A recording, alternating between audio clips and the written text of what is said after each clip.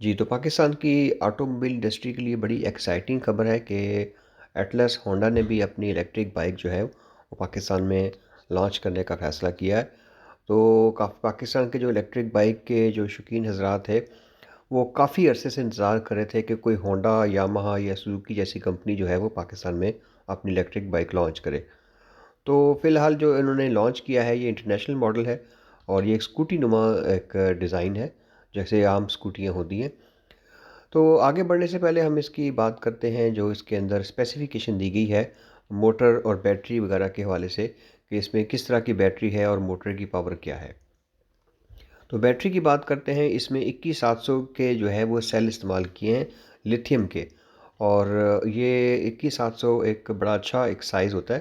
یہ 18,500 سے 60 سے تھوڑے سے بڑے ہوتے ہیں، اور یہ ہونڈا کے اپنے سیل ہیں، اور ان کی جو لائف سائیکل ہے وہ 4,000 تک ہو سکتے ہیں. تو لیتھیم پاکستان کے ماحول کے حساب سے شاید اتنی کامیاب نہ ہو، لیکن چونکہ یہ ہونڈا کے بنے ہیں تو کوالٹی وائز یہ اچھے ہوں گے.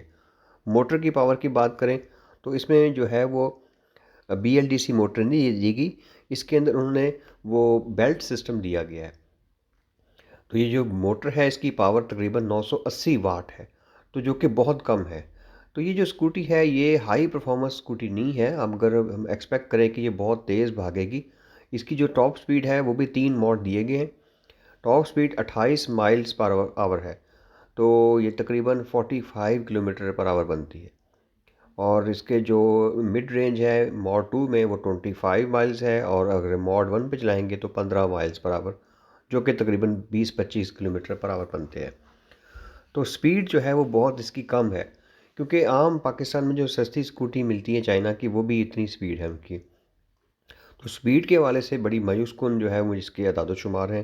اور رینج کی بات کریں، اس کی جو رینج ہے وہ 54 مائلز ہے. جو 54 مائل بھی تقریباً 70 to 80 کلومیٹر بنتے ہیں، تو یہ بھی بہت کوئی زیادہ اتنی متاثر کن جو ہے وہ رینج نہیں ہے، اتنی جو ہے وہ پاکستان میں عام اسکوٹیاں کرتے ہیں. تو ہم ایکسپیکٹ کر رہے تھے کہ پاکستان میں اگر ہونڈا کوئی چیز لانچ کر رہا ہے تو وہ شاید اس میں کچھ ایسی چیزیں ہوں گی جو مارکیٹ سے زیادہ بہتر ہوں، کیونکہ یہ بڑی کمپنی ہے، پاکستان کی لیڈنگ کمپنی ہے. چارجنگ ٹائم بھی دیکھیں وہ بھی 180 منٹس ہے، جو کہ تقریباً 3 گھنٹے بنتا ہے.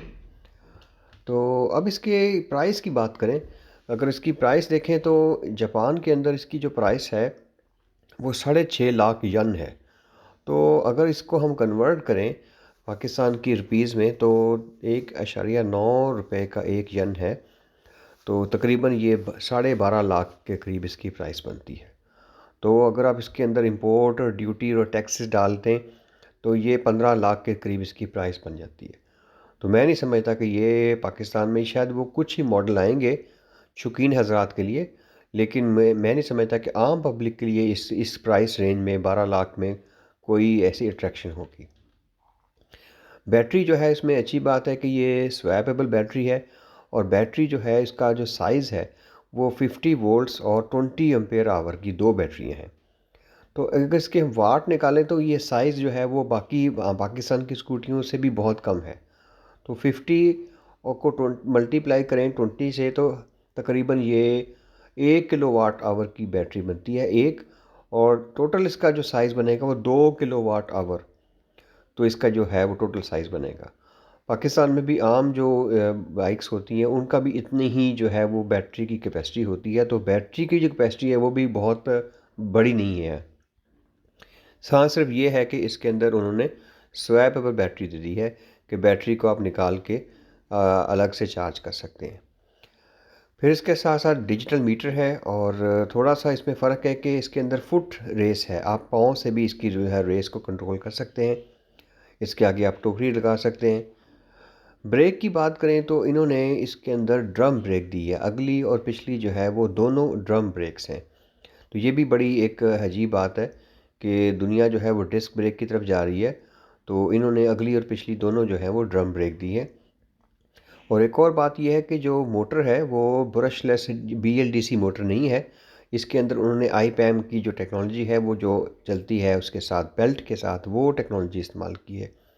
تو بہرحال یہ ٹیکنالوجی جو ہے وہ ایڈوانس ہے.